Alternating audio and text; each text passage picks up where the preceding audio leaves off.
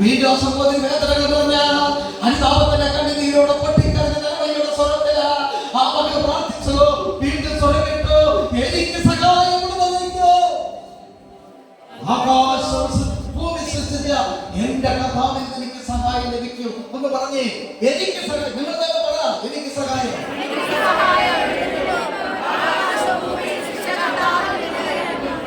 ഒന്നുകൂടി പറഞ്ഞേ,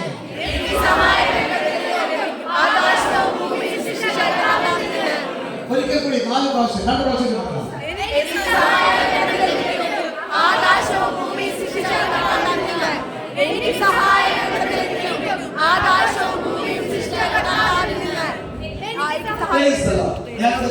നിങ്ങൾ ഈ വചനം പ്രഘോഷിച്ചുകൊണ്ടിരിക്കുന്ന സമയത്ത്, വചനങ്ങൾ പ്രഘോഷിക്കുന്ന സമയത്ത് വചനത്താൽ നിങ്ങൾക്ക് വിടുതൽ കർത്താവ് തരുന്നതാണ് ബ്രദർ ദർശനേണ്ടത്. അന്ധകാരം ഈ ധ്യാനഹോളിൽ നിങ്ങളിൽ നിന്ന് വിട്ടുപോകുന്നു.